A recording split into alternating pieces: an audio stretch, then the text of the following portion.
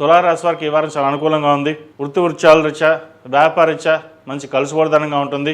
ఆశించిన స్థాయిలో మంచి అవకాశాలు కలిసి వస్తాయి. వచ్చిన అవకాశాన్ని సద్వినియోగపరుచుకుంటారు. సంతానం యొక్క ఆరోగ్య విషయంలో కొన్ని జాగ్రత్తలు తప్పనిసరిగా తీసుకోవాలి. వ్యయ భాగ్యాధిపతి అయిన బుధుడు పంచమంలో ఉన్నారు రాహుతో కలిసి. వారి ఆరోగ్యం పట్ల, చదువు పట్ల తప్పనిసరిగా కొన్ని జాగ్రత్తలు తీసుకోవాలి. దూర ప్రాంత ప్రయాణాలు కలిసి వస్తుంది.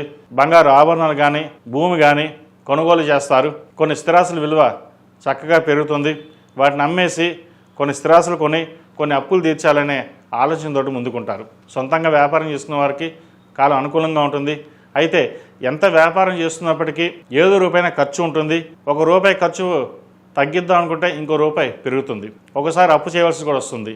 అవసరం లేకపోయినా పక్క వాళ్ళ కోసం మనం అప్పు చేస్తాం. అని మనకు అవసరం కూడా లేదు, ఏదో సహాయం చేయాలని.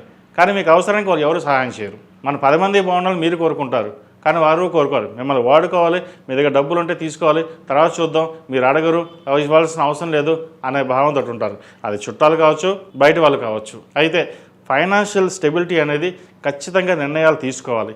లేకపోతే నష్టం పోయే అవకాశం ఉంది.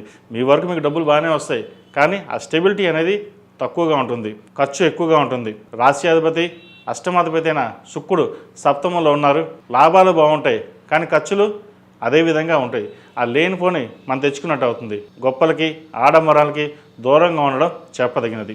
జీవిత భాగస్వామి సలహాలు, సూచనలు పాటించినట్లయితే కొంతవరకు ముందుకు వెళ్తారు.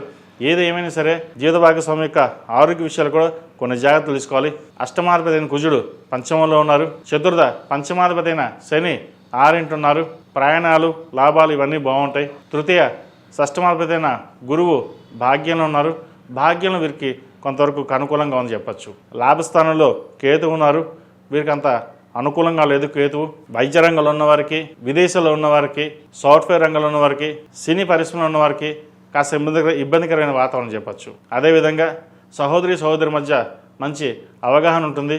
మీకు తల్లిదండ్రులు, బంధువులు, అక్కచెల్లెలు సహాయ సహకారాలు మీకు ఎంతగానో లభిస్తాయి. ఆపదలో ఉన్నప్పుడు మిమ్మల్ని ఆదుకునే విధంగా గ్రహతులు గోచరిస్తున్నాయి. అయితే నాకు ఎవరి సహాయం అవసరం లేదు, నాకు నేనుగానే వెళ్తాను అని మొండి వైఖరి ఉంటుంది. వాటిని పక్కన పెట్టడం అనేది చెప్పదగింది. ఈ రాశివారు ప్రతిరోజు ప్రతినిత్యం సుబ్రహ్మణ్య స్వామి అష్టకం పఠించడం, అదేవిధంగా దుర్గా స్తోత్రాన్ని పఠించడం చెప్పదగిన సూచన.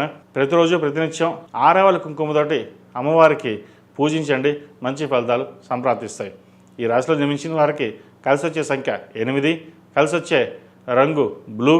ఏదైనా పని మీద బయటప్పుడు బుధవారం కానీ శుక్రవారం కానీ వెళ్ళండి, మంచి ఫలితాలు సంప్రాప్తిస్తాయి.